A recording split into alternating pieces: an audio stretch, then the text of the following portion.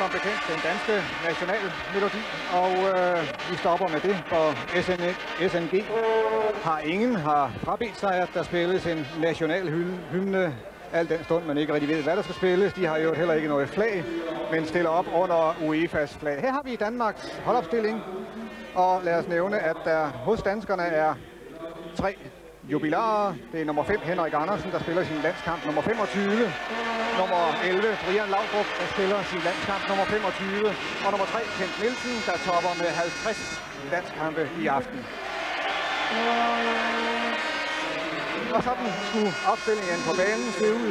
Schmeichel naturligvis mål, og så anfører Olsen som sweeper, markeringsspillere, Sivebæk og Kent Nielsen, og så en midtbane bestående af 4 mennesker. Fra højre, Vilfort og John Jensen, Kristofte og Henrik Andersen. Og så Brian Laudrup som forbindelsesled mellem den midtbane, og så de 2 forreste fremme, nummer 15 Bent Christensen og nummer 9 Flemming Poulsen.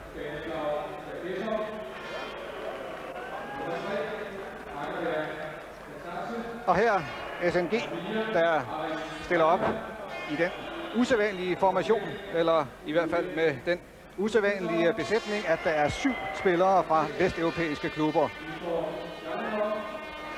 Nummer 9, Sergej Aleynikov, som ligger på venstre side af midtbanen, sandsynligvis var også med i kampen i Idrætsparken i 85, og det samme var nummer 5, Kuznetsov. Men ellers er det vel nummer 7, Mihailichenko, og nummer 6, Shalinov, vi skal lægge mærke til. Et stærkt mandskab, der blandt andet eliminerede Italien på vej til Europamesterskaberne. Men her er altså de 2 anførere, Lars Olsen fra Danmark og Kanchelskis fra SNG, og det er jo Peter Schmeichels klubkammerat fra Manchester United, og her har vi så dommeren Andrew Wilson Waddle. Nævnt Danmarks 3 kommende modstandere, og i Sverige er SNG i pulje med Tyskland, Holland og Skotland.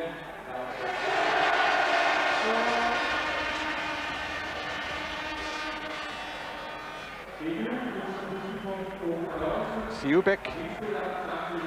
Godt spillet til Bent Christensen.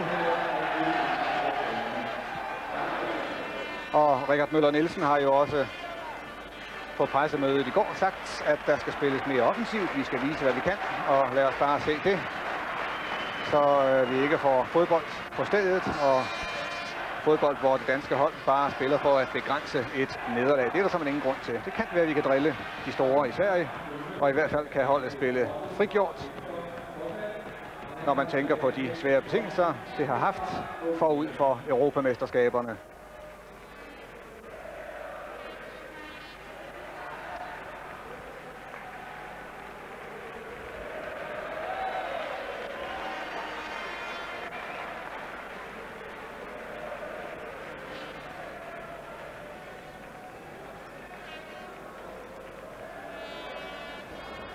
Men med hensyn til det danske spil, så er det altså meningen, at John Sivebæk, der har bolden her, og Kent Nielsen skal dække op foran Lars Olsen, men Sivebæk naturligvis, ofte i et samarbejde med Vilfort, som vi netop så her, skal gå med frem for at åbne på højrefløjen, mens Henrik Andersen har til opgave at sprede eller lukke op på venstre. Det er sådan, at banen her i Brøndby er efter ombygningen blevet temmelig stor. Tidligere havde den et mål, der sagde 102 gange 64. I dag har den et mål, der siger 110 gange 74, og det skal naturligvis udnyttes.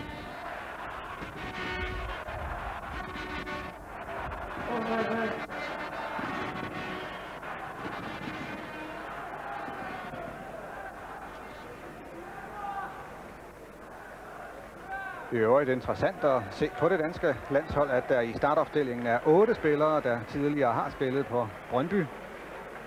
I det John Sivebæk, Flemming Poulsen og Henrik Andersen er de eneste 3, der ikke har.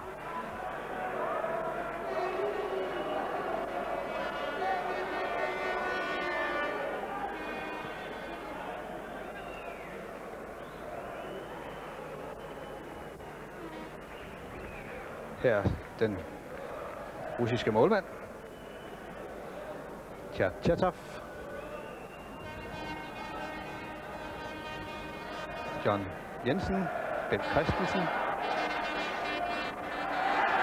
direkte spil. Det stopper af nummer 5. Nesser. Og kampens første forsøg. Det er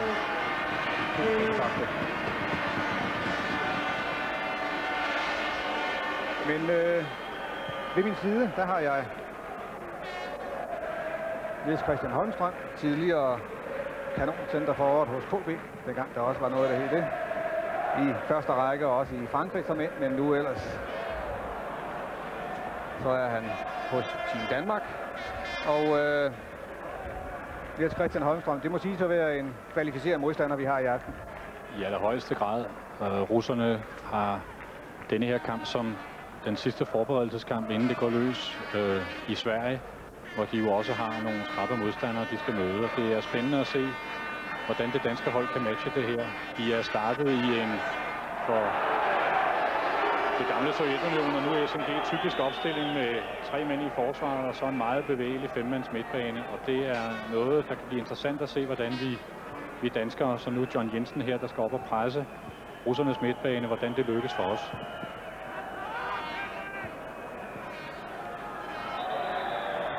Ja, vi må jo i hvert fald sige, at med hensyn til den midtbane, der har de to særdeles gode folk på fløjene. Kanchelskis med nummer 8 i højre side, og nummer 6 er det Igor Chalimov i venstre. Og det er jo folk, som vi også kender fra tv-skærmen, hvor Chalimov, der slår sine folder i Inter i Italien, og Kanchelskis i Manchester United har haft en fin sæson til at spille.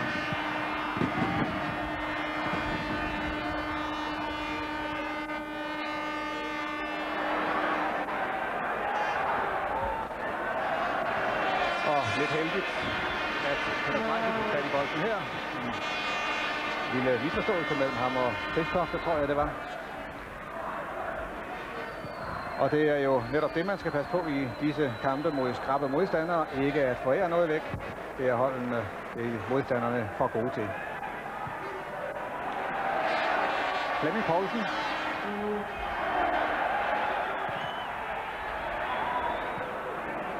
Men suverænt spillet af Chalimov.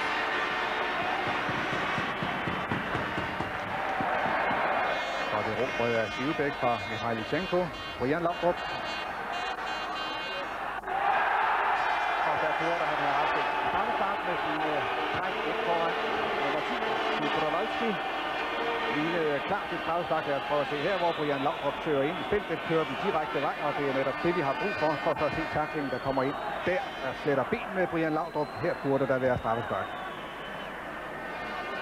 Og netop Brian Laudrups evne til at udfordre modstanderne på kanten og inde i straffeltet kan være en helt afgørende faktor, også for både kampen i dag, men også vores præstation generelt i EM-slutrunden.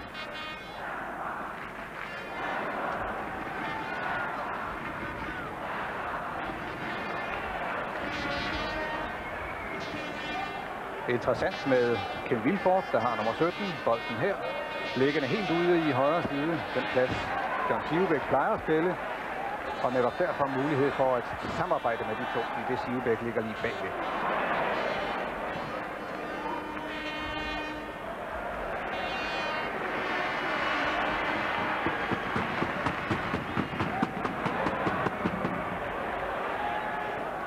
Nummer 9 inde på midten er Aleynikov.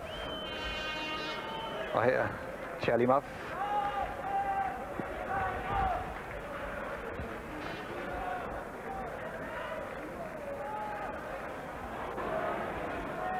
Syv Mikhailichenko.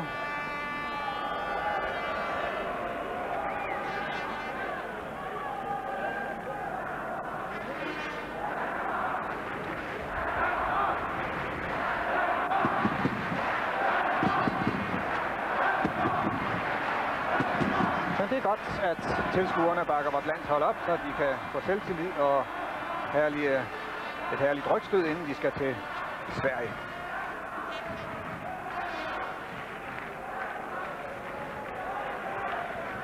Lægger et stort stykke arbejde mentalt og psykologisk for Richard Møller Nielsen i den kommende tid, hvor flere af spillerne havde indstillet sig på en sommerferie. Og sådan noget som tempoet og råstyrke, det er vel også det, Niels Christian, at der i dag virkelig skal vise sig at være god nok hos danskerne.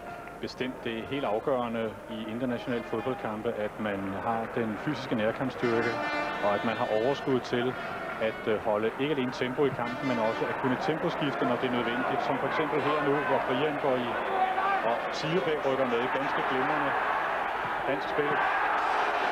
Og lige præcis 26 Og det var så man lige ved, at John Sivebæk havde fordoblet sin scoring på landsholdet. Det er han spiller til landskamp nummer 77 i aften, har kun scoret en enkelt gang, og det var faktisk på samme facon, som han her fik afsluttet, da han i 85 scorede mod Irland. Vi vandt 4-1 på udebane.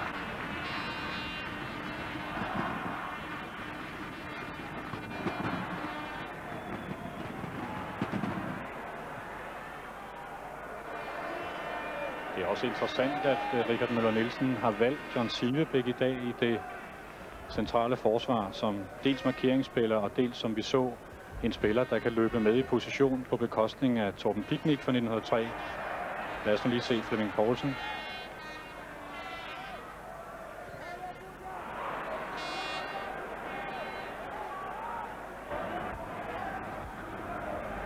Og her er Vilfort.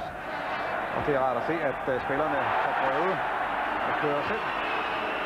Burde det også der have været frispark efter Vilforts snævre træk. Men det fik vi heller ikke. Men du var ved at sige noget om Sivebæk og den måde, der stilles op på. Ja, hvis man kan se det i kampene her, at russerne har to meget, meget bevægelige forwards i Kirjanov og Kulivanov. Og de flytter sig i hele banens bredde. Netop på denne her store bane her i Brøndby er det væsentligt at have markeringsspillere, som også kan flytte sig i områderne og samtidig gå med i spillet. Og det er jo interessant at se, hvordan det danske forsvar får dæmmet op for disse to meget bevægelige angriber.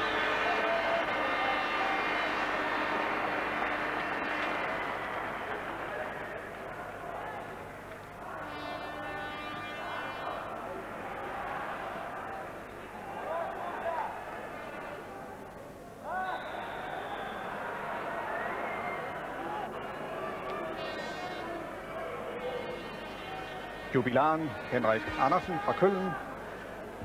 Og her Richard Møller Nielsen i midten, og den piberygende Kai Johansen, holdleder gennem mange år, var med i hele Sepp Piontek's periode.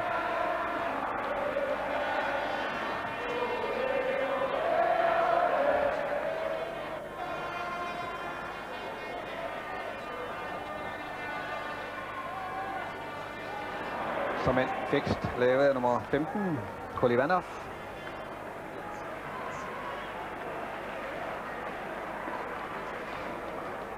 Igen Brian Laudrup, plads i venstre side. Og heller ikke der, men det kan da godt ske, at den skotske dommer Andrew Wilson Waddle slet ikke har frispark på programmet. Nå, her fik vi et enkelt. Nu har der været 3 benspænd, synes jeg, hvor man sagtens skulle have fløjtet. Men de står sandsynligvis sidst i den regelbog, han har. Lad os lige se her, hvor Brian Laudrup kører rigtigt over i det tomme rum. Og hvor så nummer 13, Kirill Jakov, bagfra ulovligt tager bolden fra ham.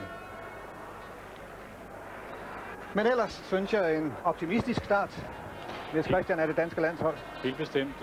Der var en del skepsis i går på pressemødet over, at om nu Richard Møller var helt ærlig, da han sagde, at han ville spille lidt mere offensivt, men jeg synes, starten har været frisk for det danske hold, og bestemt de takter, som vi håber at se endnu mere af i fortsættelsen. Masser af plads til John Jensen.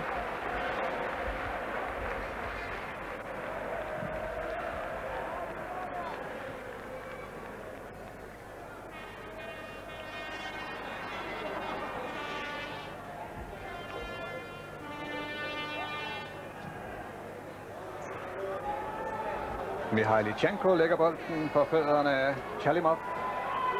Så er der åbnet.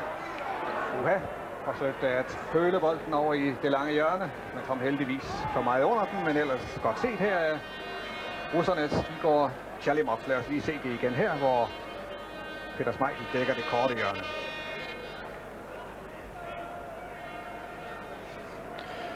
Og det er jo en anden facet, som er vigtig at læse i denne her kamp. Richard Møller talte om på pressemødet, at vi skulle bruge denne her kamp til at lære af de eventuelle fejl, der stadigvæk var på holdet. Og netop ved boldtab og modstanderen, der kommer i hurtige modangreb, som vi så her, er det vigtigt, at vi stadigvæk har garderingerne tilbage på banen.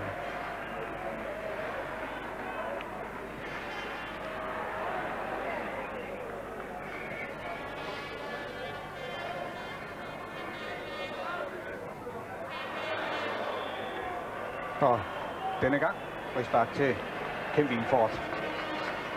Begået af nummer 3, Tadatse.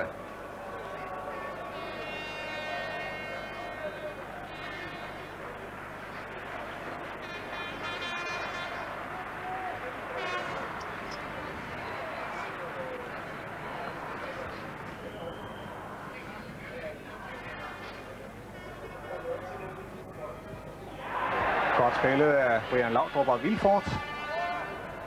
Og danskerne kan gøre sig klar til kampens første hjørnespark.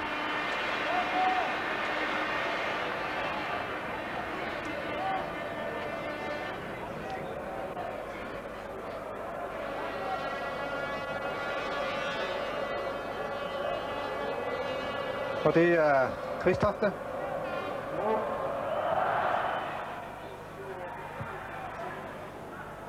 Og han får lov at prøve igen. 2 bolde for en krone, som vi sagde i gamle dage. Ja, eller 3 hjørnespark et mål, men den går vel ikke i dag.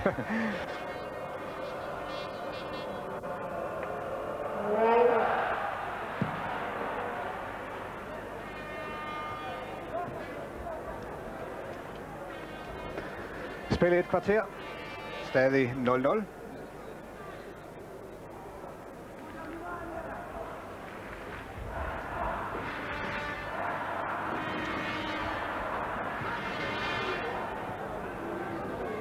Så igen nummer 15. Colin Vanders nede og hente bolden. Og et hurtigt SNG kontraangreb, men også for Henrik Andersen. Og det er noget af det, vi også skal lægge mærke til hos det danske hold. Når vi har været i angreb, så skal vi hurtigt hjem, for det kommer til at gå stærkt i Sverige, når modstanderne kommer bullerne.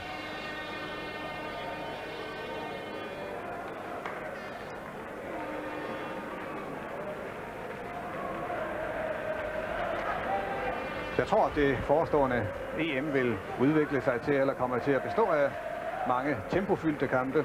Og netop derfor kan det være spændende at se, om vi kan stå distancen på det område i aften. Men selvfølgelig ikke spille hurtigere, end vi magter.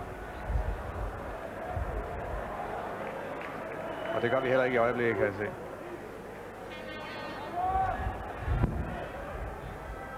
Nej, men det der er væsentligt, er, at det danske hold formår at sætte en rigtig rytme i sit eget spil. Fastholde angrebene som her. Vilfort, der var med fremme på dette indlæg fra Kristofte.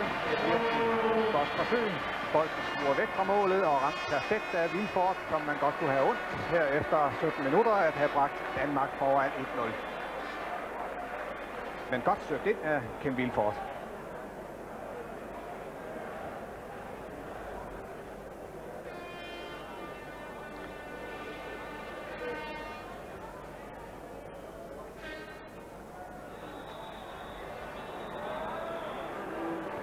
Mihailchenko udsat for et angreb bagfra, en tackling bagfra af John Jensen. Lad os lige se her. Og John i en hissig boldjagt rammer ham med venstrebenet. Og det kunne man måske nok undgå i den slags venskabskampe, så tæt på en stor turnering.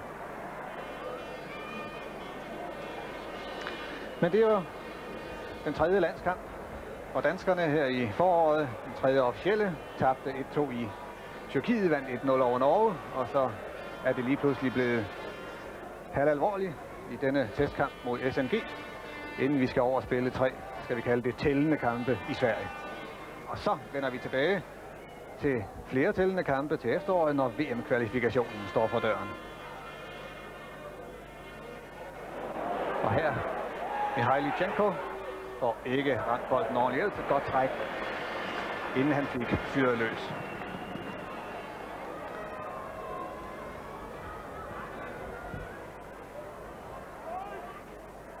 Og vi kan vel også blive enige om, Holmstrøm, at det er lidt af en gave at få 3 hårde kampe til at hærde holdet yderligere.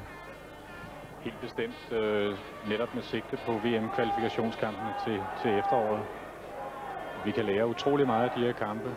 Det skal ikke bare fordi vi skal overlære, vi skal også over selvfølgelig prøve at vinde de kampe vi kan, men det er vældig fint, tror jeg, netop at få afprøvet det forud for disse VM-kvalifikationskampe, som vi jo også gerne vil klare os godt i.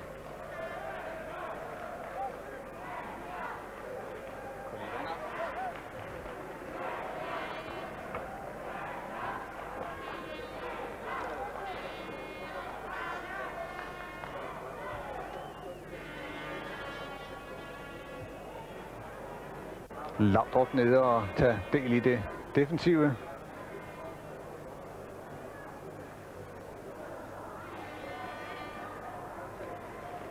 Kanchelskis. Og til den bagerste mand, Oleg Kutnesov.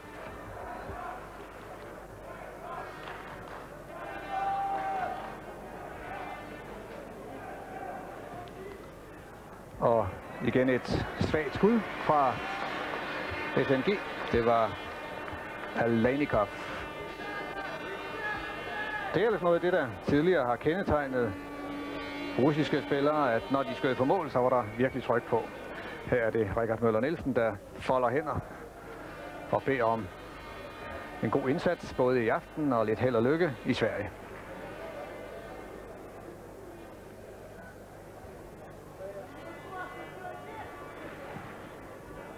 Chris Tofte og Henrik Andersen er stukket af.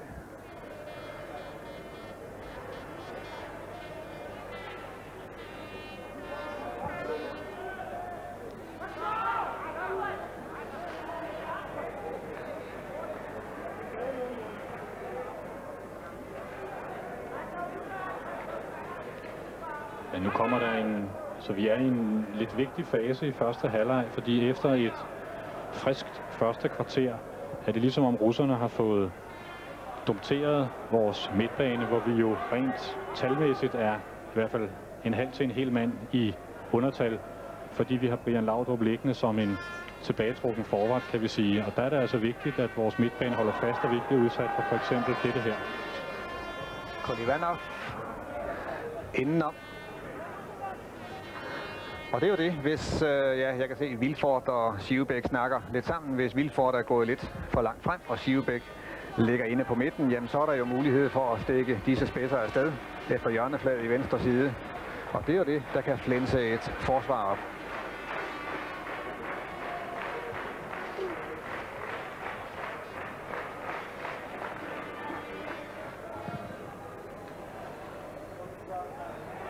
Godt snittet af Flemming Poulsen. Bent Christensen ved at komme igennem.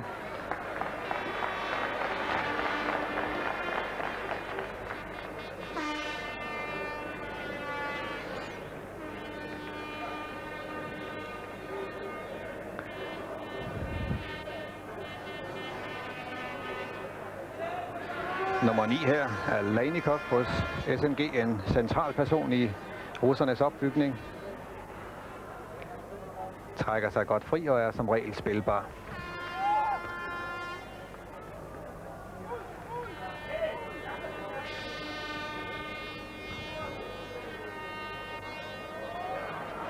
Den lidt hasarderede tilbagelægning fra Lars Olsen.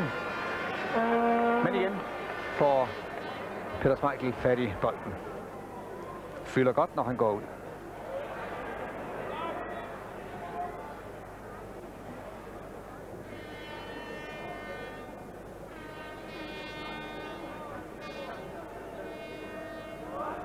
Typisk spil fra russiske hold. Lejene let bygger de op.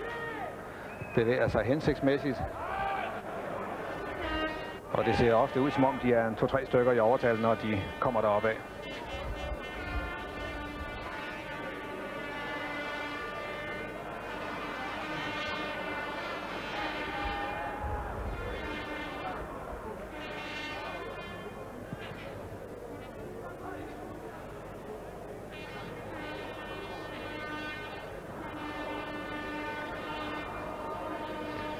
Kuznetsov.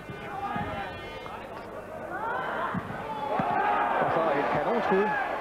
Og denne gang bliver vi fast på, da vi har i tempo trykket af. Ikke holder bolden, men var selv over i posten.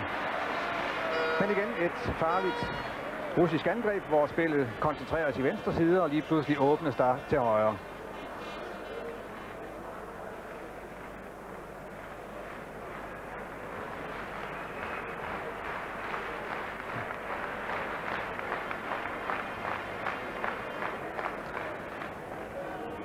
Og igen er det Kuznetsov, der går med frem. Spiller til daglig for Glasgow Rangers. Ja, det kan man næsten se på håret jo. Jeg tror også, det var sådan, inden han kom derover. Godt kæmpet af Ben Christensen. Brian Laudrup. Og denne gang ikke noget at rafle om. Frispark naturligvis, men det er meget, meget svært for den russiske femmer Kuznetsov at komme væk fra Brian Laudrup, der faktisk selv løber omtrent ind i ham der. Men han spærrer godt nok, og derfor naturligvis helt klart frispark til Danmark efter dette sololøb af unge Laudrup. Det kan være, at han har fået hold i nakken. Så er vi 2 mod 1. Ja. Richard Møller Nielsen til syneladende godt tilfreds med den danske start.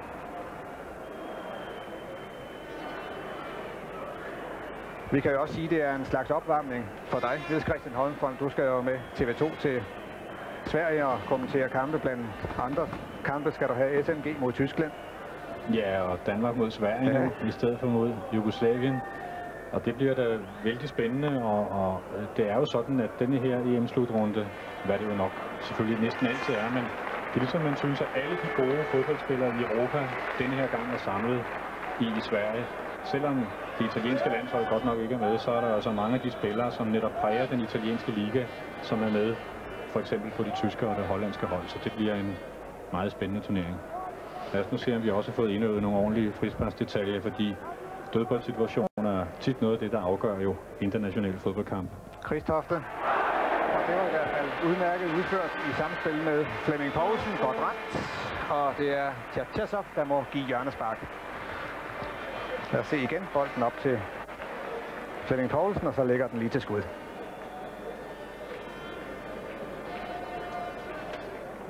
Ja, Kristoftes sparketeknik er jo legendarisk, og den kan vi få brug for nu også, når han sparker hjørnesparkene fra højre side med sit venstre ben, som er farlige.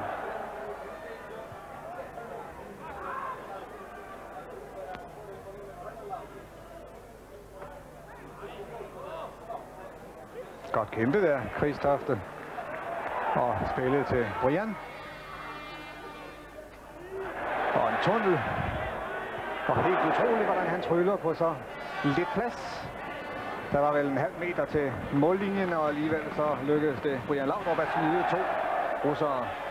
Der er kommet godt i gang, og det vidner om, at det er Laudrup, der skal løfte det danske spil, så vi bevæger os over gennemsnittet.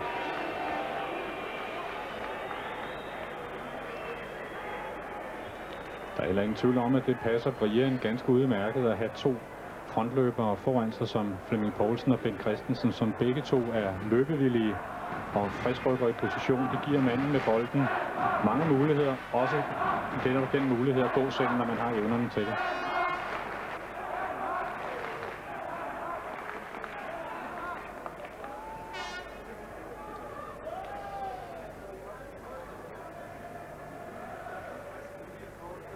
Chalimov, der presser sig Vilfort. Ja, det slipper han jo så meget godt fra. Og igen ind til den frie Aleynikov. Og Zweiba. Kirjakov. Men udmærket forsvarsspil her er det danske hold, der hurtigt var hjemme for at dæmme op for russernes angreb.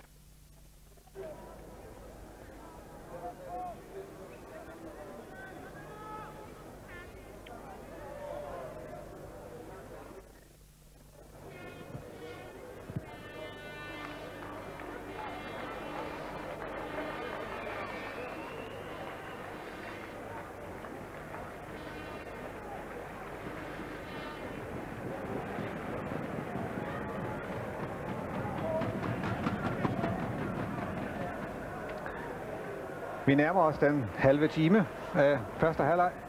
Stadig 0-0 efter en opløftende dansk indsats og et par gode tilbud.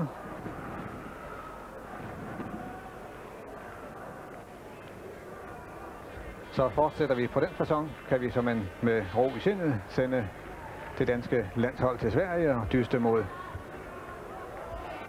de andre nationer.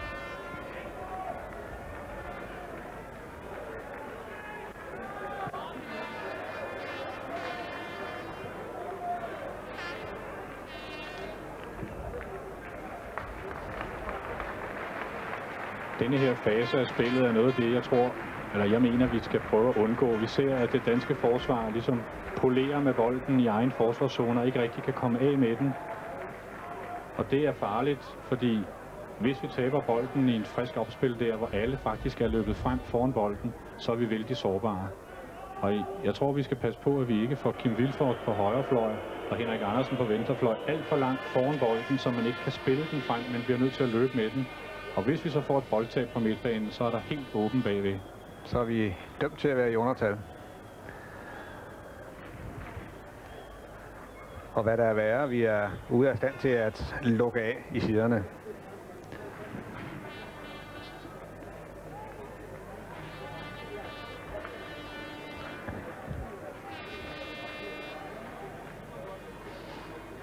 En anden ting, vi måske skal passe på, det er afleveringer på tværs. I hvert fald alt for mange afleveringer på tværs på egen banehalvdel.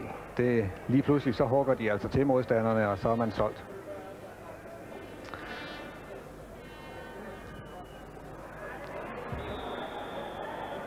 Offside på Kolivanov.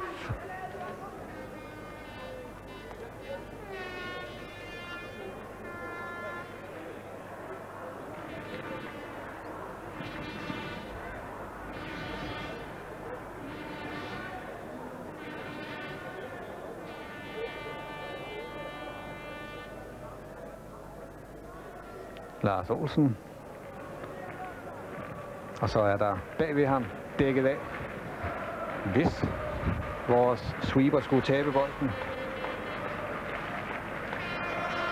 Nå, går vi igen nede for at tage del i opspillet. Det er nemlig derfra, at han skal være med i spillet. Han skal holde svar, have mange boldberøringer, så det er ham, der bliver styrmand på landsholdet.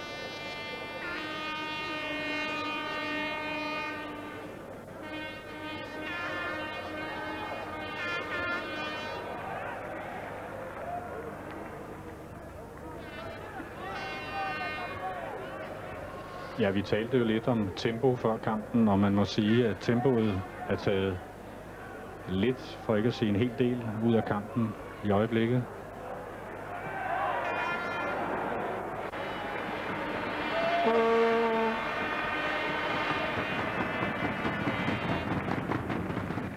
Flemming Poulsen i luften på dette indkast.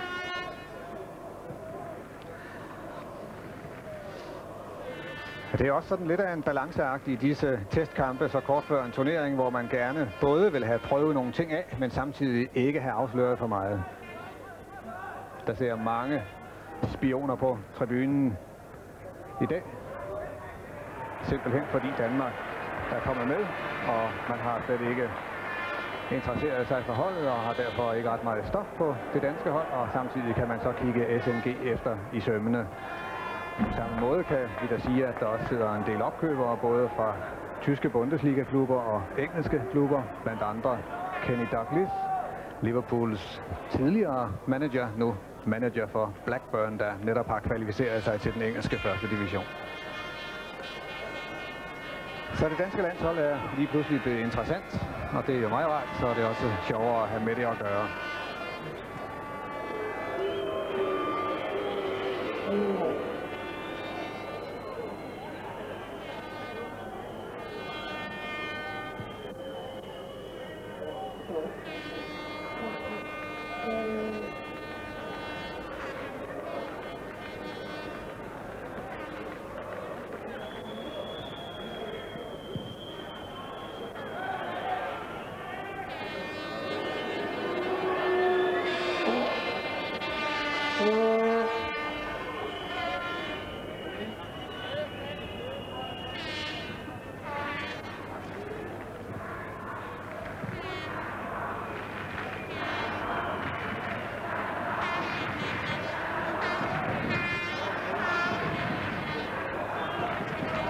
igen Alani godt som central person.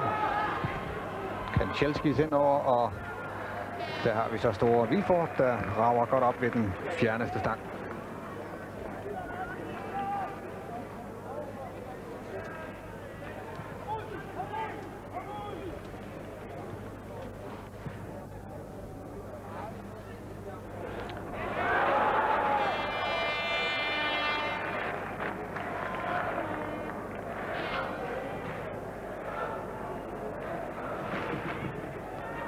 Så en løs chance til Ben Christensen på denne tilbagelægning, og han scorer på sin gamle hjemmebane her, hvor der er spillet 34 minutter og 25 sekunder. Er det Ben Christensen, der udnytter en svag sovjetisk med russisk tilbagelægning og bringer Danmark foran 1-0. Godt set af Ben Christensen.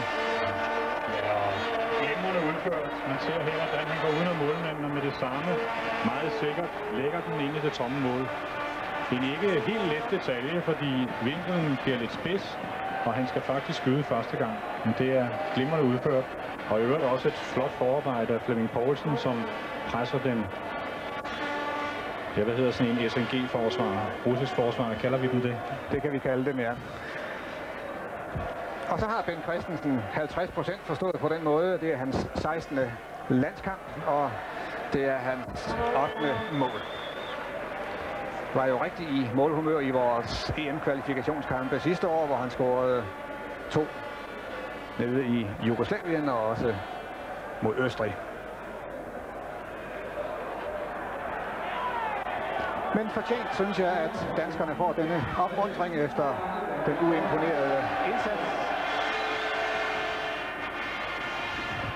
overfor kollegaerne, altså EM-deltagerne fra SNG. Og typisk er Ben Christensen med næse for chancerne, udnytter fejl hos modstanderne. Kan vi gøre det igen? Her kører Bent i hvert fald. Han har Flemming Poulsen med på højre fløj. Brian Laudrup tilbyder sig deroppe.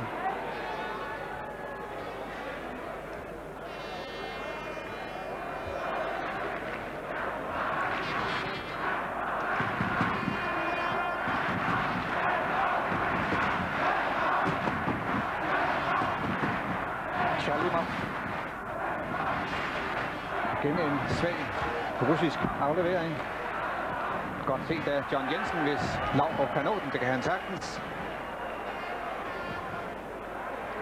Følt aflevering til Ben Christensen. Ja. Fantasi med i spillet. Det gør ingenting.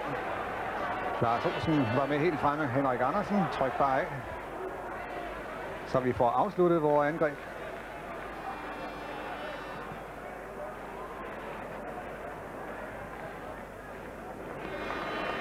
Men absolut pænt dansk spil igen her. Efter dødvande i 10 minutter kvarter, så er vi ligesom kommet lidt ovenpå igen, og det var fortjent. Og en god opmuntring, at vi kom foran 1-0 her. Modstandernes træner, Anatoly Ishovets.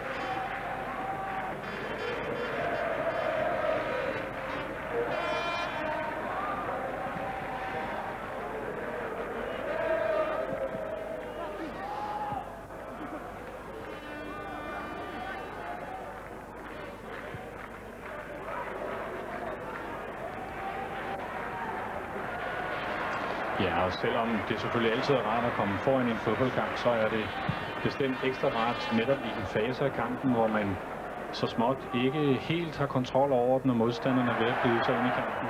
Og nu så kan vi køre igen til venstre.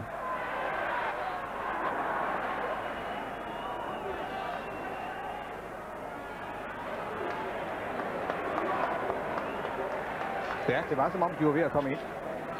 Ja, de havde, som vi talte om, fået taget luften ud af kampen, og sådan et mål her, det giver jo kampen ekstra liv, og bestemt er det rart, både taktisk og også selvtillidsmæssigt, at komme foran, og så komme ind og spille kampen igen på egne præmisser, og det er det, vi gør lige nu.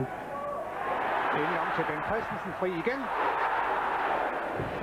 Vælger det korte hjørne, og en flot aflevering fra Flemming Poulsen bragte Ben Christensen helt fri. Der kunne vi være kommet på 2-0. Det er en udmærket afslutning af Bent. Der har jo været lidt diskussion om hans berettigelse i startopstillingen. på baggrund af en ikke helt vellykket sæson i tysk Bundesliga-fodbold. Men det er jo sådan med den type fodboldspillere, som Bent er, at selvtilliden kan komme lige så hurtigt, som den er forsvundet. Og derfor kan det mål, han har lavet i dag, det kan vise sig at være ganske nyttigt, ikke alene for ham, men for hele det danske hold i de udfordringer, som kommer i næste uge.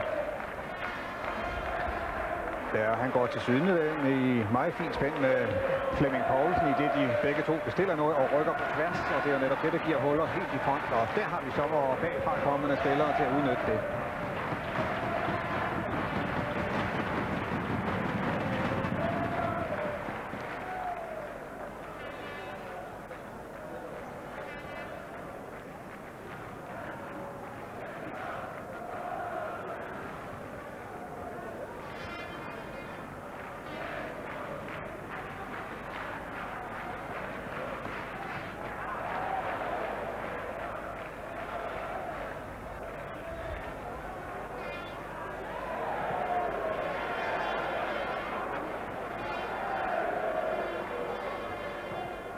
Lidt jusket aflevering denne gang fra Brian Laudrup. Ville have spillet Vilfort indenom, men for blødt.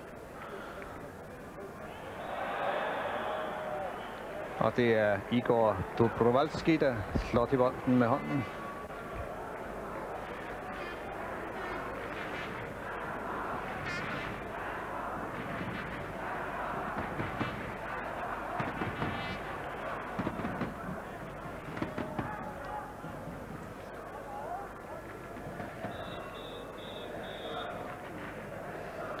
Og vi har en udskiftning hos SNG. Ud skal gå nummer 3. Tadatse. Og ind skal vi have nummer 20. Andrej Ivanov spiller for Spartak Moskva.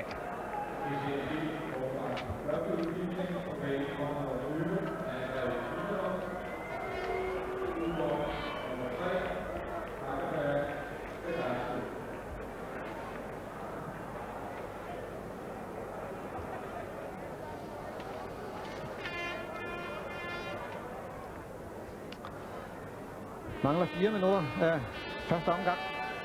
Fører 1-0. Danskerne på målet af Bent Christensen.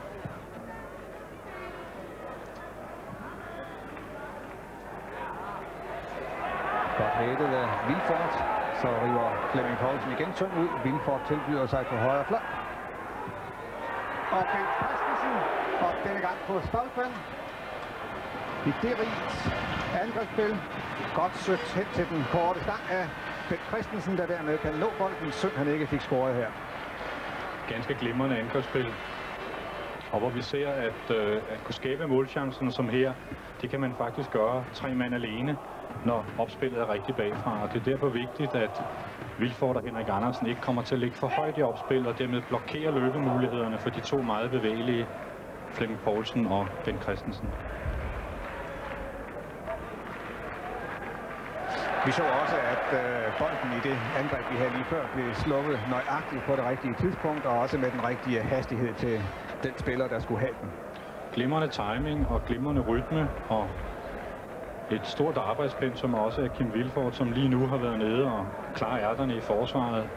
Øjeblikket forinden har han været oppe og slå en næsten målgivende aflevering, næsten helt fra modstanders mållinje.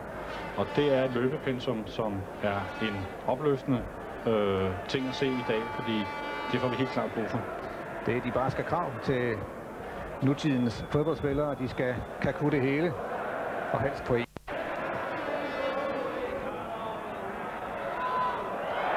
Flemming Poulsens løbes væk er nummer 4, Zweigberg.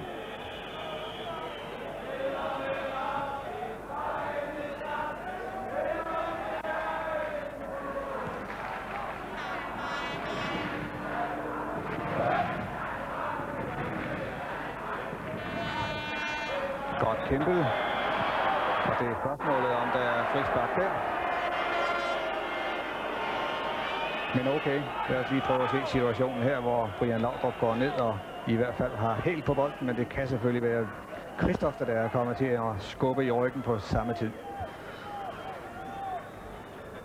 Richard Møller Nielsen i jagttager. Og der alt for løs dansk opdækning, var slet ikke klar. Og det er noget af det, man skal være, for der er ingen tvivl om, at vi vil komme ud for, at modstanderne vil tage disse frispark lynhurtigt, inden opdækningen er kommet på plads. Alle dødboldsituationer er meget, meget farlige i fodbold på det her niveau. Og vi har jo en gammel skødesøn i dansk fodbold med, at vi småsover lidt. Specielt når vi selv har lavet sådan en frispark, så har vi alt for lidt opmærksomhed i positionerne, når vi kommer på plads. Og det er der ikke råd til normalt. Men her slap vi med skrækken.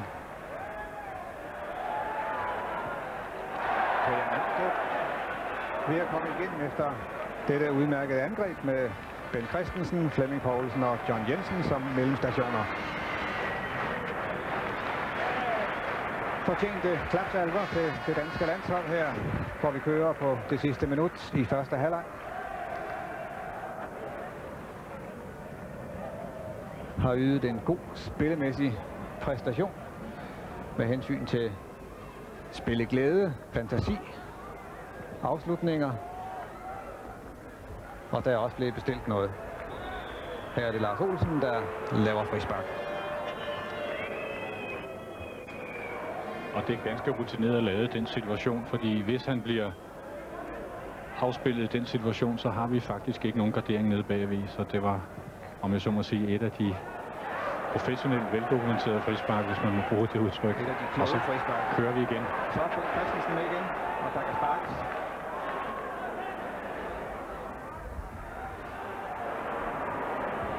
Ja, det er ærgerligt, men ellers igen.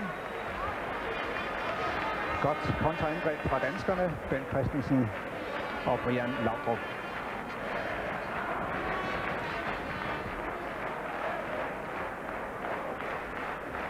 Og vi kan godt sige her mod slutningen af første halvleg, hvor vi fortjent fører 1-0, at det har været en opløftende dansk indsats med til tider Brian Laudrup som den store spiller.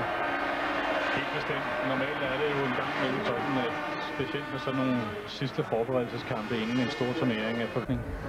Og her har vi så Johnny Mølby, der er sat ind i anden halvleg. Spiller for Vejle, har haft en lille flirter med fransk fodbold til Nang. Og han skal så ind og prøve at være med.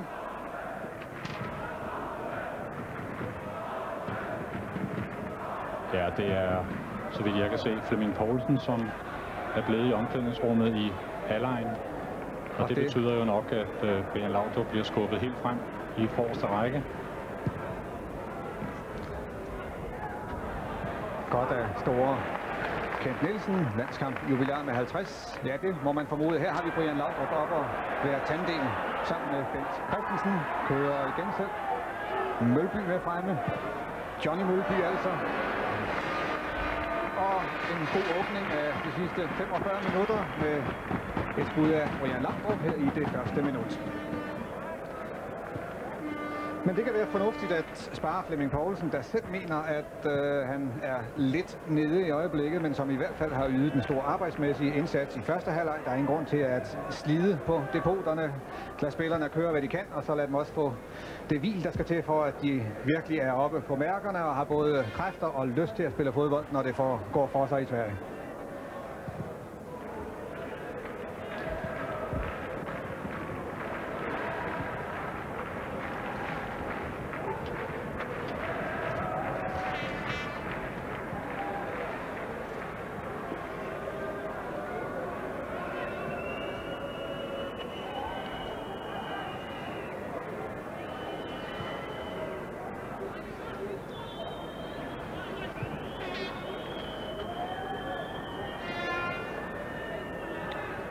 Og også russerne har skiftet ud i pausen. Tilsyneladende målmanden, nummer 12, Tjatchesov, der er taget ud. Og ind er så kommet naturligvis reservemålmanden Dmitri Karin.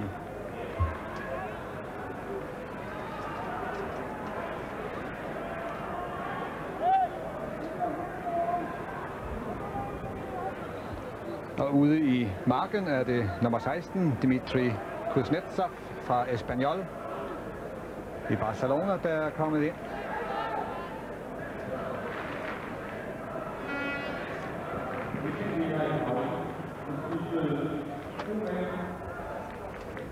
Her har vi indskiftet Kuznetsov. Og ud af det så spilleren med nummer 13, der lå helt fremme, Kiri Jakob, der er taget ud. Men her så vi lige et glimt af den nye målmand.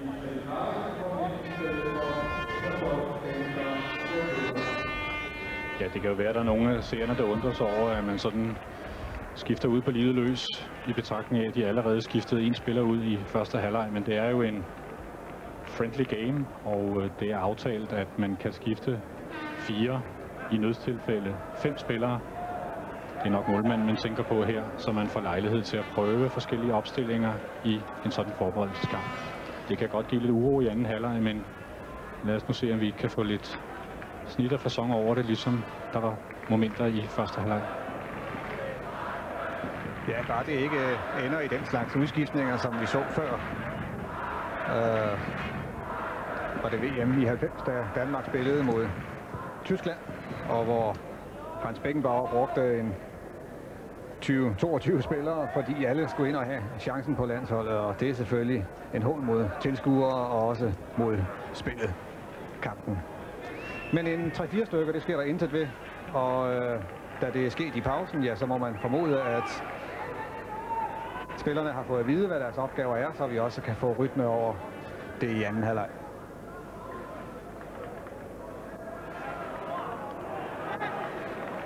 Ja, på det danske hold tror jeg ikke, at man skal forvente masseudskiftninger. Richard Møller Nielsen sagde, at han formentlig vil lave udskiftning i pausen, og det har han jo fulgt op med at sætte Johnny Mølby på banen. Og så kan vi forvente formentlig 2 udskiftninger i løbet af anden halvleg. Lidt afhængig af, hvordan spillet går, lidt afhængig af, om der opstår småskader, og måske også lidt afhængig af, hvordan kampen udvikler sig.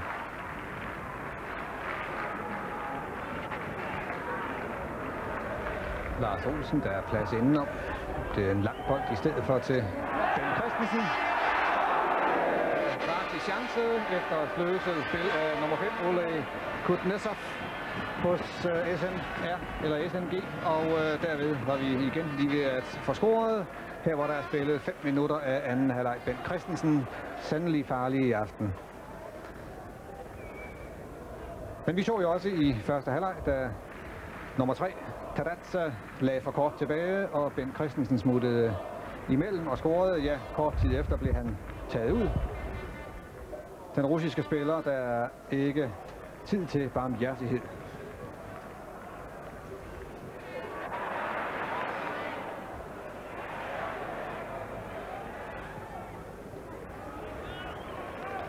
Man kan vel også godt sige, Niels Christian, at i det øjeblik, man laver et par udskiftninger, så er man vel også med til at forvirre de spioner, der sidder på tribunerne. Det er lidt sværere at give, eller at få et billede af holdets reelle styrke og opstilling. Ja, det kan du selvfølgelig have ret i. På den anden side, så giver man så også spionerne mulighed for at kigge hele spillermaterialet igennem, sådan at man ikke lige pludselig har mulighed for at komme med en joker, der kan overraske dem forud for en kamp i turneringen. Men nu er det jo sådan, at de folk, der sidder her på tribunerne, er gamle rotter i faget. De har allerede notesbøgerne fulde af oplysninger om den danske spilletrup. Kender dem også fra de respektive turneringer. Men det er klart, at de gerne vil se lidt på, hvordan holdet hænger sammen, og hvad der er for muligheder, man kan vente sig fra det danske hold.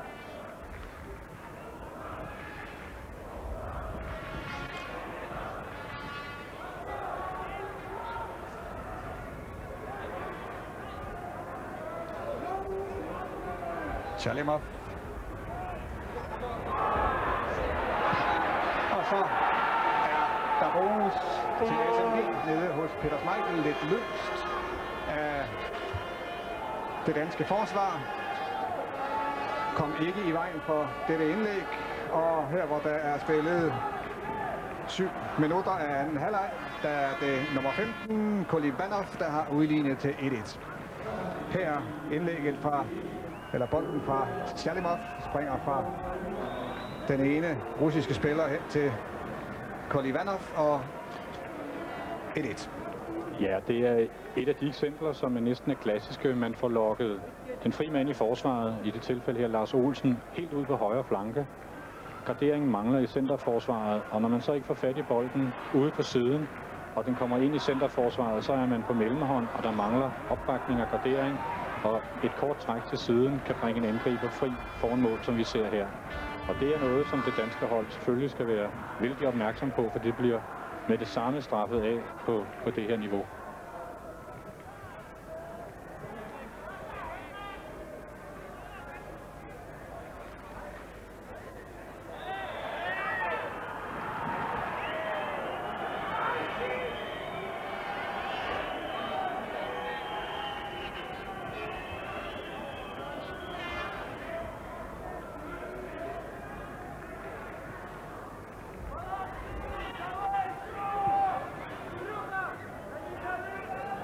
Kan godt blive en anden halvleg, hvor råstyrke og manglende kræfter efterhånden, som kampen skrider frem i den temperatur, vi har her i Brøndby i aften, hvor det bliver ret så afgørende. I hvert fald vil det være imponerende, hvis danskerne også her kan gå op og blive nogenlunde spillebestemmende. Kanchelskis. Målscorer Kolivanov.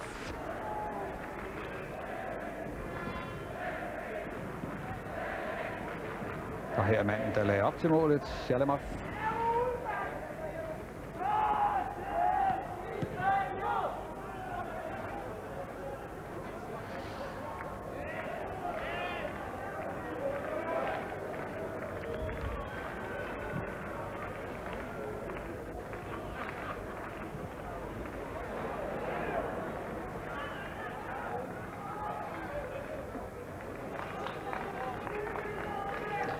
Ja, det ville have været rart at have haft det mål. Ben Christensen var lige ved at score i begyndelsen af anden halvleg, kom til at tære på. Ja, det er jo altid rart at få så meget udbytte som muligt af chancerne. Men skal vi se med testøjne, er det ganske interessant at se, hvordan holdet nu får stabiliseret sig. Den russiske udskiftning, hvor Kuznetsov er kommet ind i angrebet, giver nogle omstillingsproblemer for Kent Nielsen og John Sivebæk. Og det kræver lige, at de rimelig hurtigt kommer på plads. Sivebæk ligger i øjeblikket og flyder lidt. Og skaber også denne her chance, fordi han ligger meget højt op på banen. Det seerne ikke kan se, det er først nu, han kommer tilbage i strafbarfeltet. Og det er vigtigt, at man med modstanderudskiftninger hurtigt får justeret sine positioner i forsvaret, for ellers så kan det altså hurtigt gå i opløsning. Ja, de huller, der opstår bagved en John Sivebæk, er russerne jo hurtige til at udnytte. Det har vi set. Men spillet 11 minutter af anden halvleg. 1-1.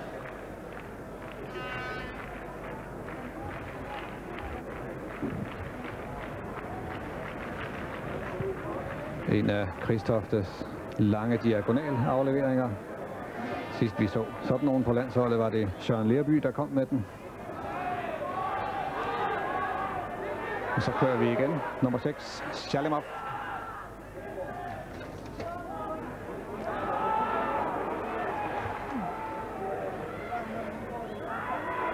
Ja, det er jo uhyre for meget russisk spil det her, hvor vi netop bliver overspillet i vores højre forsvarsside. Fordi Sivebæk kommer på mellemhånd, og både Vilfort og John Faxe Jensen ligger for højt oppe. Godt brudt af John Sivebæk.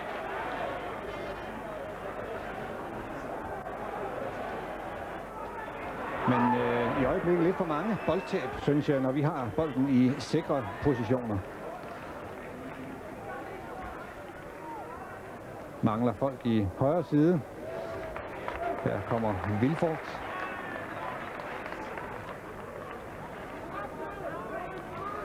Jeg tror, det er meget betydningsfuldt, hvis det danske hold finder et tempo, der passer holdet her i anden halvleg. En rytme, der passer, så vi ikke kommer til at spille på russernes præmisser. Sådan har det set ud i anden halvleg indtil nu.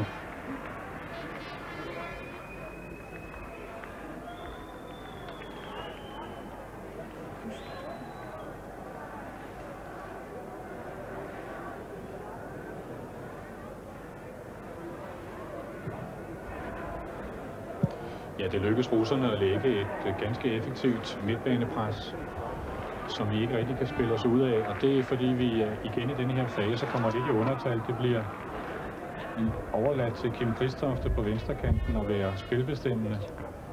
Og næsten det meste af det danske hold ligger så foran ham og er for let at dække op for russerne, der også kan gardere sig for hans afleveringer. Vi skal prøve at komme i overtal på boldsiden, og så med fornuftige, helst førstegangsafleveringer spille os ud og så sætte tempo og rytme på vores opspil.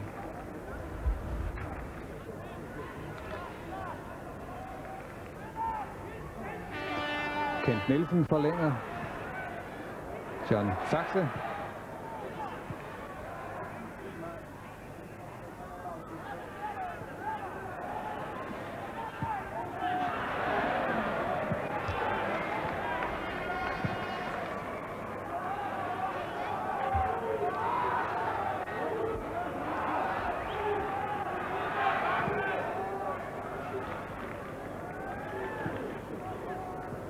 Dobrovolski.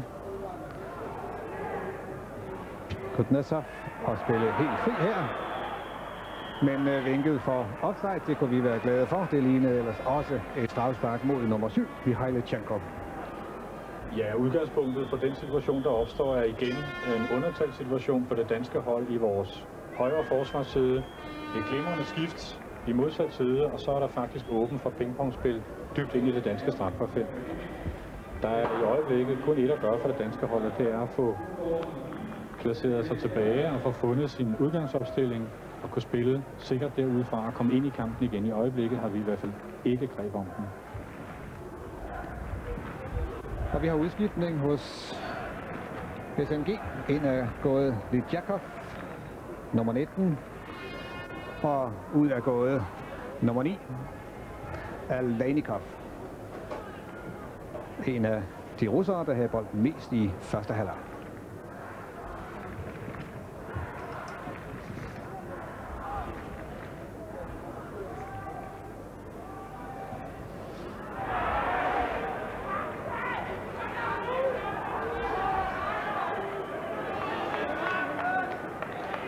Ja, tilskuerne skiller lidt ud på John Faxe Jensen, som ikke spiller fremadrettet nok efter deres smag. Og selvom han måske ikke er den mest boldsikker på det danske hold, så er det lidt uretfærdigt, at man kritiserer ham, for det er rent faktisk, skal vi sige, den danske opstilling på kanterne, som er forkert i øjeblikket. Og derfor er det meget svært at spille fremad og få spillet til at hænge sammen.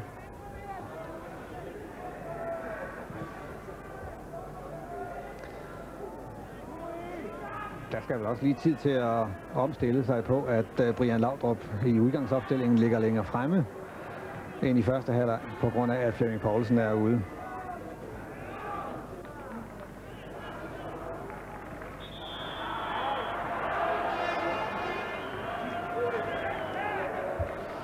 Og her har vi John Faxe Jensen.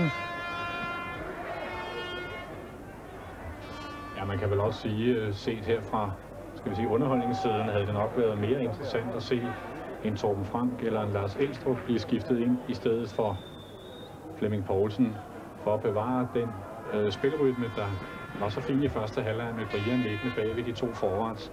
Han er ikke nær så effektiv, når han kommer til at ligge helt op på toppen. Nej, og netop når det gik så godt i første halvleg, altså i øvrigt, man har en Torben Frank, der kan gå ind og stort set erstatte Flemming Poulsen på nøjagtig samme plads, så havde det måske været mere relevant. Men det kommer an på, hvad Richard Møller Nielsen vil se, og hvad han vil have ud af sådan en udskiftning.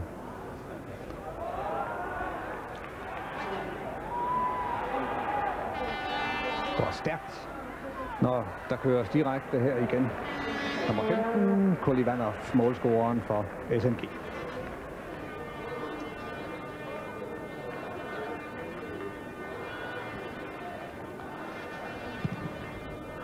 Men du har ret i, at det vi ser i øjeblikket, det har vi set, og det kender vi egentlig resultatet af.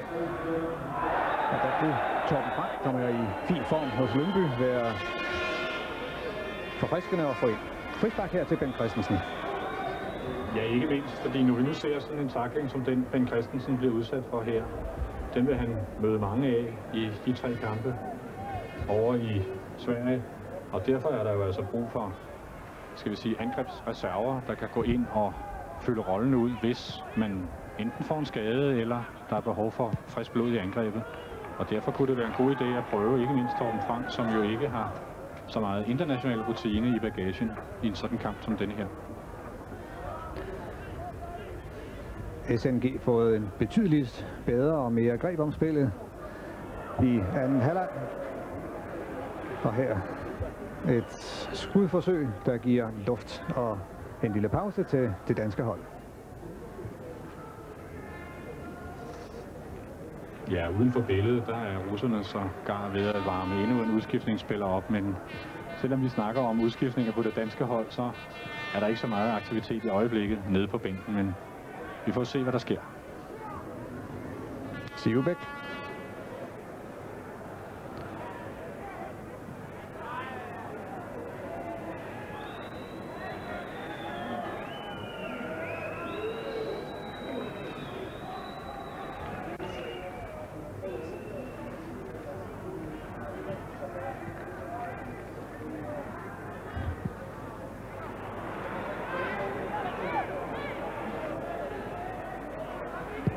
Johnny Mølby.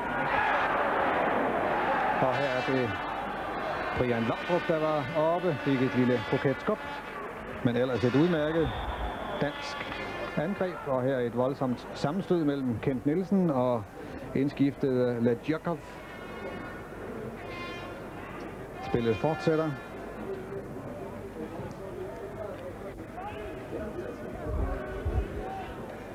Kanchelskis. Kent Nielsen stadig liggende helt fremme. Og så er der vist behov for behandling og muligvis en udskiftning. Kent Nielsen og Ledjakov stødte sammen. Så ud som om det var Kent Nielsens ankel eller skinneben, det gik ud over. Men her i hvert fald Kent Nielsen til behandling. Og uden for banen kalder hjælpetræner Jan Poulsen Torben Piknik hen, som gør sig klar til at komme på banen, ser det ud som om.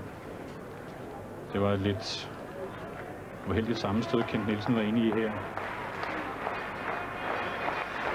Okay, støttes ud fra banen i Brøndby i sin landskamp nummer 50.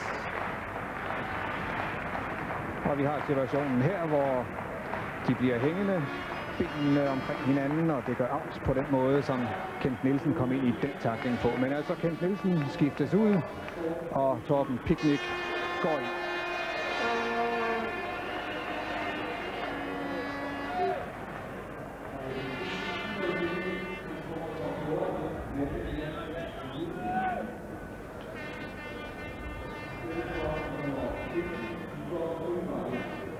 Og samtidig skifter russerne en udemand ind, og det er nummer 14, Liuti, der kommer ind. Spiller normalt for Schalke 04, altså holdkammerat, klubkammerat med Ben Christensen, og går målscoreren Kolivanov, nummer 15. Så nu har vi snart to helt nye hold her i anden halvleg. Spillet 21 minutter. Stadig 1-1.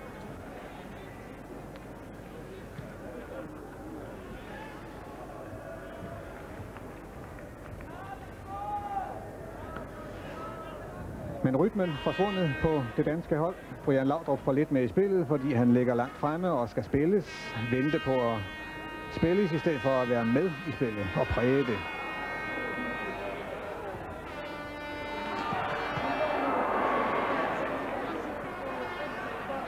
Og Lars Olsen var ved at komme for sent, og det var Mihalichenko, der bragede løs på den danske overlægger. SNG kommer stærkt ind i kampen. Styrer begivenhederne. Her har vi forsøget over Peter Schmeichel, men heldigvis for os på overlæggeren. Ja, i øjeblikket er det total russisk dominans, og jeg er svært ved, hvis jeg var landstræner, hvad jeg heldigvis ikke er, så ville jeg i hvert fald sidde meget uroligt nede på bænken nu, og meget hurtigt skulle tage en beslutning om at få justeret på det danske hold, fordi det flyder rundt og tager vand ind hele båden i øjeblikket. Man kan også se Henrik Andersen, der normalt er wingback på midtbanen, ligger og flyder rundt helt inde omkring bolden, inde på midten, og der ikke opdækning i venstre side. Det er ligesom om, at spillerne kigger forvirret på hinanden. Hvor skal jeg være? Hvor skal du være? Og hvad gør vi ved det her? Lidt synd, at det danske spil på den måde er gået lidt i stå oven på den gode første halvleg.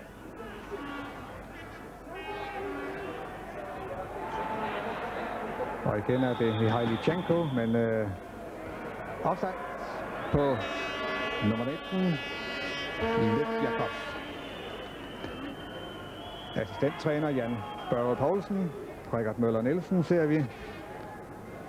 Ja, nu ser det ud som om, at der skal ske noget, og der er ingen tvivl om, at Richard godt kan se, at der er hverken hoved eller hale på det, der foregår i øjeblikket. Det ser ud som om, at det er Henrik Larsen fra Lyngby, der gør sig klar. Og det er vel også et forsøg på at stabilisere de bagerste rækker, men i virkeligheden vil jeg sige, at det er symptombehandling, fordi det er i den forreste midtbane og i angrebet, det mangler, fordi når vi ikke har positionerne på plads der, så bliver vi konstant overspillet, og vores bagerste midtbane og forsvar kommer i undertal, og derfor kommer russerne alt for let op i nærheden af vores strafbrætfelt. Ja, vi magter slet ikke at fastholde spillet, og derfor ser det sådan ud, som det gør i øjeblikket, hvor Henrik Larsen går ind med nummer 13 i stedet for Kim Kristofte.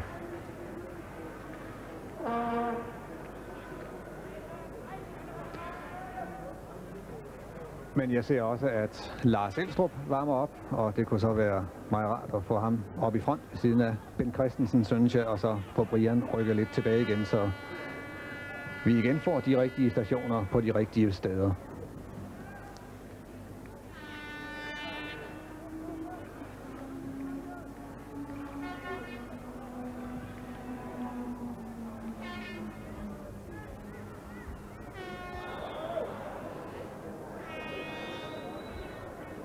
Her indskiftede Henrik Larsen, der spillede lidt håndbold.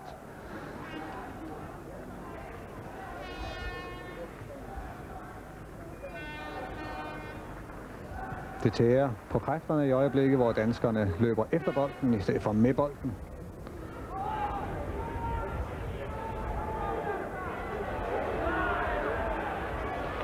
Glimrende gået ud af Peter Schmeichel, hvor han både sikrer sig bolden og dækker sig selv godt. Og det er over for klubkammeraten Han Kanchelskis. Det, der er sket på det russiske hold, som egentlig er en meget interessant måde at spille fodbold på, det er, at man stort set spiller næsten uden angriber, kun med en halv angriber, men med en væld af offensive, løbevillige og boldsikre midtbanespillere, som i en bølge kommer rullende op mod det danske forsvar. Og det betyder, at vores markeringsspillere, Torben Picnic og John Sivebæk, ikke rigtig ved, hvor langt skal jeg gå op på banen, hvor langt skal jeg gå tilbage, og så ender det med, at man bliver lidt på mellemhånd, og har man først givet en modstander på det her niveau et par meter, så kommer man aldrig ind på kroppen af ham, og det er derfor, vi ikke kan få fat i bolden, og få fat i spillet, og få fat i markeringerne.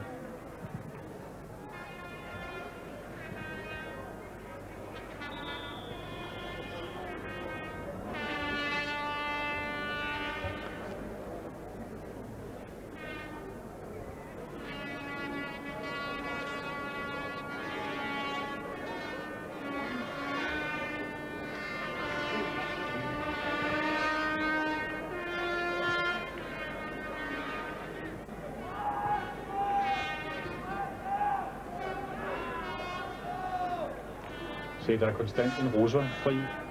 De ejer hele midtercirklen, og herfra kan de med sikkert pasningsspil spille sig fri på flankerne, fordi der er andre midtbanespillere løbet væk fra og skaber store, tomme områder midt foran og ved siden af det danske strafbrætfelt. Her ser vi igen, hvor nærgående de bliver, når de får lov uhindret at komme op foran det danske mål.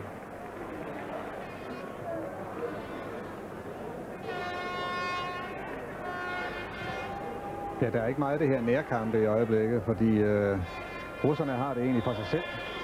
På de områder, de gerne vil have det, hvor markeringsspillere har ikke rigtig nogen faste holdepunkter. Og vi må jo sige, når de kommer bagfra, Niels Christian, de der midtbanespillere, de har jo både styrke og overblik i orden til at komme op og gøre sig farlige, hvor det er mest ubehageligt for vores forsvar. Helt bestemt, og det er også en af de ting, som bliver interessant at følge ved EM-slutrunden, hvor man i gamle dage talte om hold, der enten spillede med decideret mandsopdækning eller med områdeopdækning. Så moderne forsvarsspil i dag, det er kombinationer af mandsopdækning og områdeopdækning, hvor spillerne selv skal læse spillet, vide, hvordan de skal forholde sig, lægge mærke til, hvordan medspillerne og modspillerne bevæger sig og placerer sig, men ikke give så meget som en kvadratmeter i området 20-30 meter foran eget mål. Og det kræver et midtbanepres, der er effektivt, og det kræver, at man har indbyrdet spilforståelse i de bagerste rækker. Og det er det, vi lige i øjeblikket ser, at det danske hold mangler altså at få justeret nogle positioner, når modstanderne ændrer en lille smule spilstil.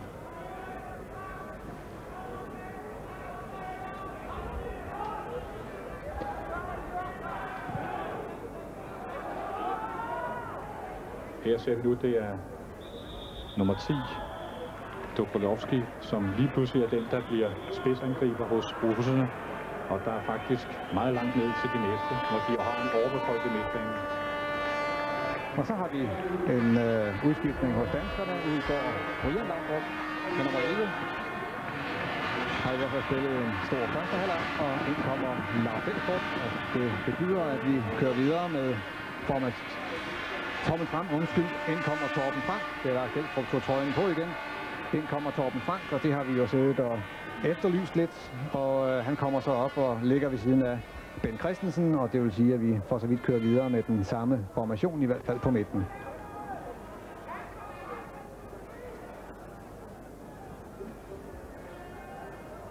Men i hvert fald interessant at se, hvad talentfulde Torben Frank kan udrette i sin 3. landskamp. Helt bestemt. Han har jo vist forrygende spil og målfarlighed her i Superligaen. Og det er helt fortjent, at han får chancen for at spille sig måske ovenikøbet til en plads på landsholdet, selvom han måske på kort sigt må tage til takke med pladsen som substitut, men også med sigte på VM-kvalifikationskampen til efteråret et interessant bekendtskab.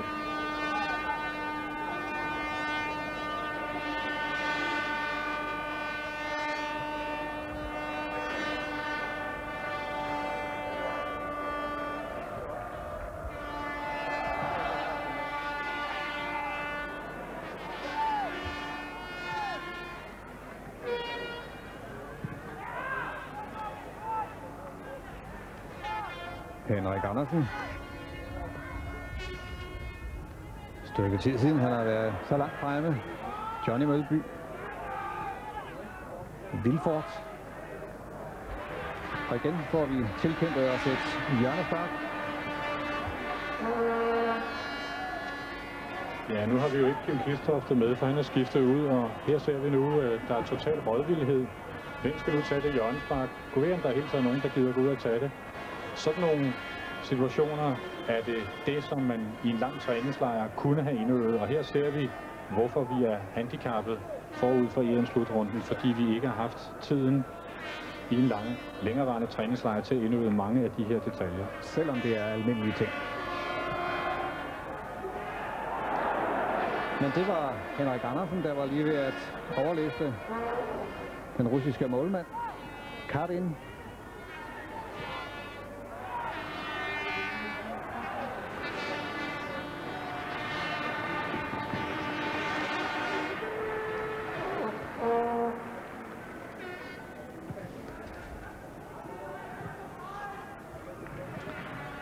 Mangler et kvarter, og anden halvleg har tydeligt vist, at der er mange ting, der skal justeres, og det kunne man heller ikke vente andet.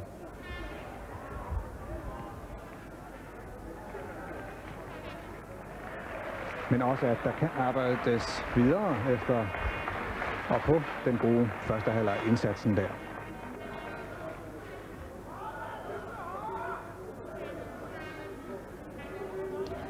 Det mener jeg, at du har helt ret i, Tommy. Der har jo, skal vi sige, i længere tid været en hård kritik af landsholdets spillestil og resultater og så videre. Og der har jo også været røster frem om, hvad skulle vi i virkeligheden ved EM-slutrunden i Sverige med det hold og med den træner og så videre, så videre, så videre. Men vi må altså konstatere, at vi i perioder af kampen har spillet ganske godt op med dette hold, vi møder i dag. Og selvom der er skønhedsfejl og mangler, så er det jo altså ikke sådan, at det er den rene elendighed, vi møder op med. Det synes jeg også kan bekræfte.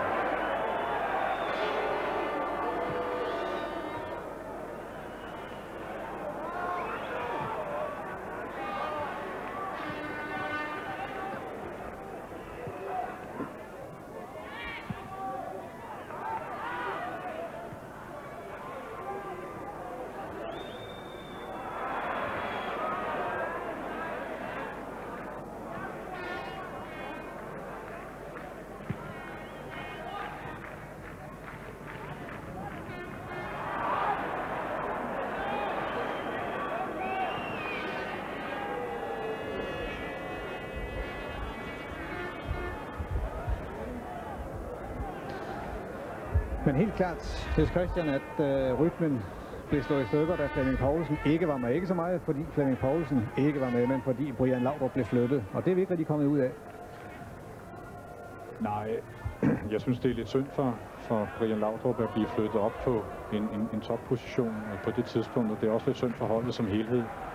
Som du selv nævnte, har vi ved flere lejligheder prøvet det eksperiment, og det er i hvert fald endnu tilbage at bevise, at det er en god idé. Så der startede det, men det er også klart, at vi viser visse fysiske svaghedstegn over for de veltrænede russere, som i øjeblikket bevæger sig lettere, elegantere kan man vel også sige, og bolder sig stort set over den meget store bane. Og i øjeblikket er det i hvert fald ikke nogen fordel for det danske hold, at Brøndby Stadion er blevet udvidet med 10 meter både i længden og i bredden. Nej, de var godt at kappe lidt af den i stedet for.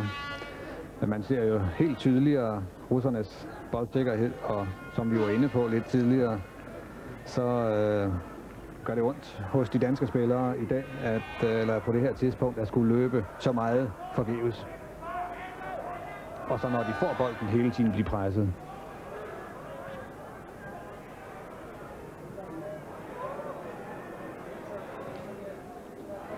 Og der så vi netop her, at Mikhailichenko kommer helt bagfra, ugeneret, uden markeringer.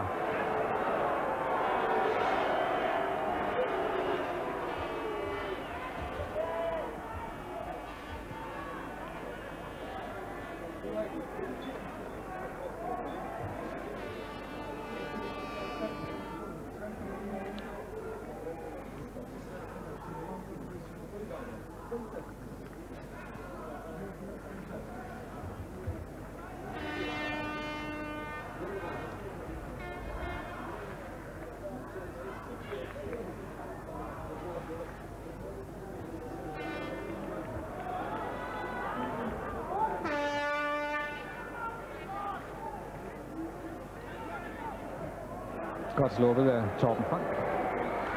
Og her er noget af det rigtig sikkert spil, så vi ikke tappes fra kræfter.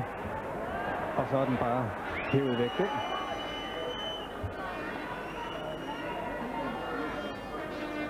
Men det er vigtigt i denne fase af kampen, at vi ikke spiller med afleveringer, der sætter medspillerne i forlegenhed. Det er helt afgjort, fordi russerne, kan man sige, spiller en vis form for sikkerhedsfodbold. De har rigelig plads og tid til at stille og roligt spille sig op og skabe en målchance. Og de er ikke interesserede i at forsere bagfra, for det er ikke nødvendigt. De er rigeligt tilfredse med resultatet, som det er nu. Måden mod danskerne skal passe vældig meget på, fordi vi er spredt ud over Brøndby-banens enorme græstæppe i øjeblikket. Og der er i hvert fald ikke rigtig nogen blok, hverken i midtbane eller forsvar. Og derfor får russerne plads til at spille en dyb stikning, en tværstikning, som vi ser her. Holde på bolden, Kanchelski, ingen går til ham. Henrik Larsen skygger, kan spille stille og roligt videre. Selv dybe baller ind i det danske strafferfelt. Og det der, det går altså ikke ret lang tid. Det ligner indimellem, når man ser divisionsspillere, før de skal i gang med træningen, varme op med 5 mod 2. Ja, det eller olé-fodbold, som det også er blevet kendt nu. Hvis det havde været det danske hold, der spillede sådan, så er jeg sikker på, at tilskuerne havde siddet og råbt oléen til 14 gange i træk, i hvert tilfælde har haft det vældig hyggeligt, men det er ikke så sjovt, som danskere sidder og kigger på.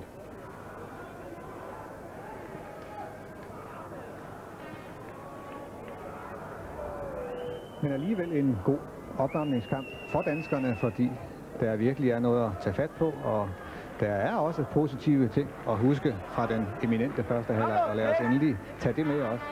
for det er jo tydeligt her i anden halvleg, at det er kræfterne, det kniber med. Og det er så naturligt.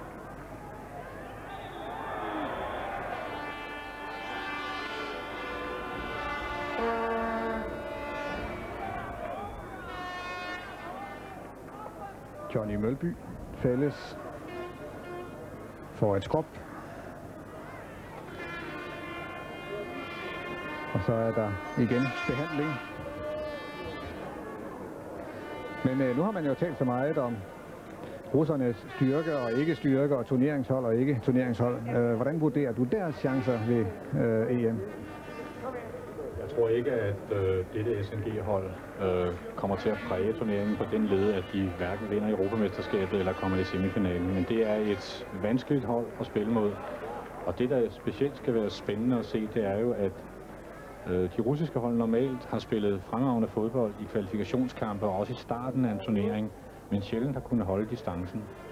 Men nu kommer mange af spillerne jo fra vesteuropæiske storklubber, er vant til træningslejre, er vant til kasernelivet, for at bruge det udtryk. Og det kan være, at de denne gang har et hold, som er mere vant til at stå distancen under en så lang turnering. Men det er en meget hård pulje, de er kommet i. Henrik Andersen forsøgte, det vil sige deres fodboldliv, deres livsstil via vesteuropæiske klubber er blevet lagt en del om. Bestemt, men man kan sige, hold som Tyskland og Holland er jo ikke sådan lige alt for nemme modstandere. Men bestemt et godt fodboldhold med mange gode typer på, boldsikkert og veltrimmet, så vidt man kan se. Gør det nemme i mange situationer. Deres forsvar har specielt i første halvleg vist svaghedstegn, men det har muligvis, eller formentlig også været det danske holds gode spil, der har sat dem på et par alvorlige prøver.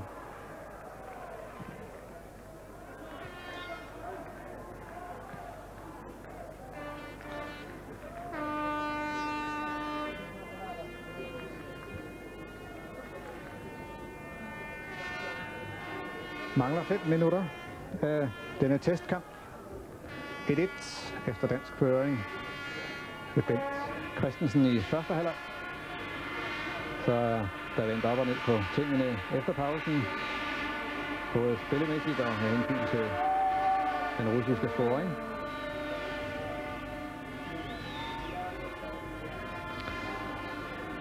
SNG-spillerne har masser af overskud, og det er ikke ligefrem det, der præger de danske spillere. Men igen må vi sige, det har vi heller ikke kunnet forvente.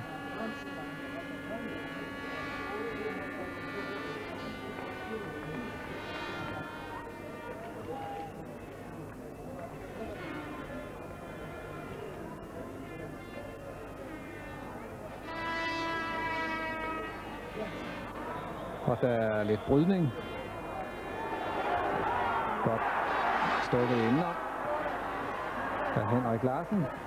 Og her var det sådan lige ved igen, at vi på et af vores angreb de scorede Bilford fra højre flot og ind til Bent Christensen. Og en fin detalje, hvor et frispark bliver taget lynhurtigt af John Faxe. Og det er også en god ting at have med på repertoiret.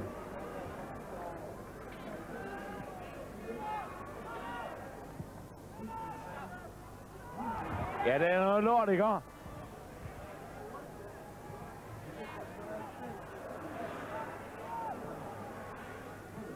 Når Henrik Andersen når ned til mållinjen, så har han farlige indlæg, der skruer væk fra målet. Og derfor gælder det meget om at få ham med i spillet i venstre side på den rigtige facon. Og her et sammenstød igen. Og en advarsel, hvad han så skal bruge den til i en testkamp, men der skal jo uddeles advarsler, hvis man mener, taklingerne er til det. Johnny Mølby igen til behandling. Lad os se situationen her, hvor bolden løber lidt for langt fra ham, og hvor han så i bestræbelserne på at få den glider ind i nummer 19. Lidjakov.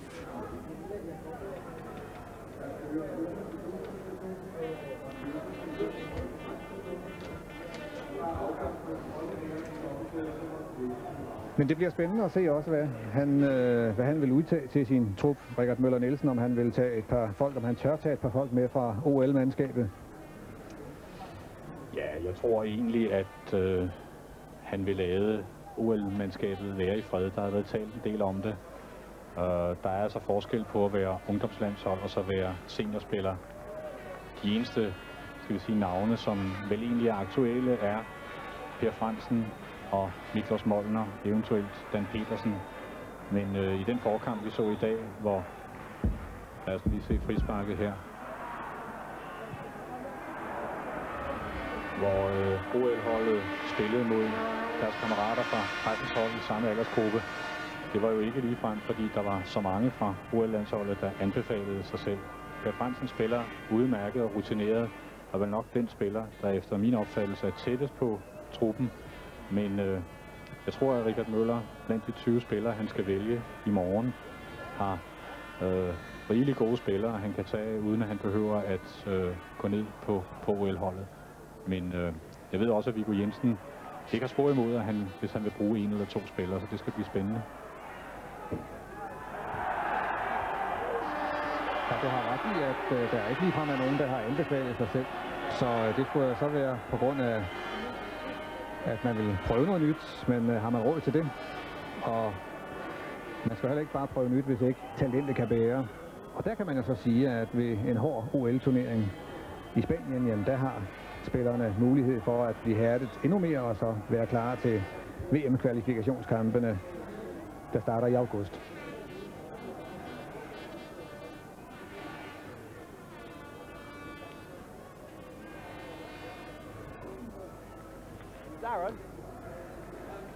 Så det bliver nok en trup, hvor Richard Møller Nielsen vil køre på det sikre. Først og fremmest for at bevare dansk fodbolds gode renommé.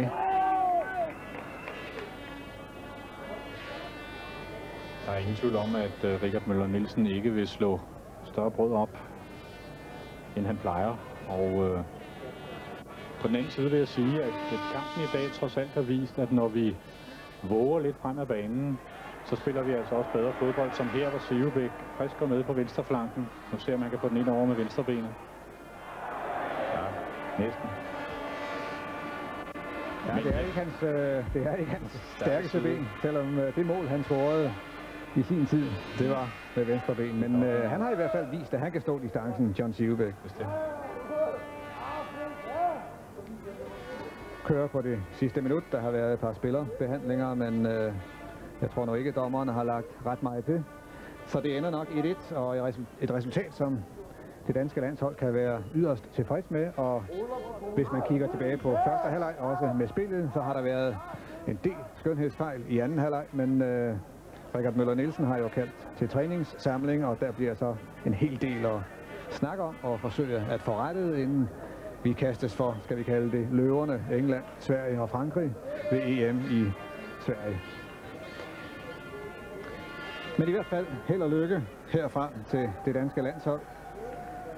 Vi håber naturligvis, at holdet gør en god figur, og at spillerne vil blive forskånet for uheld, få lidt medvind, for selvfølgelig kan de spille fodbold.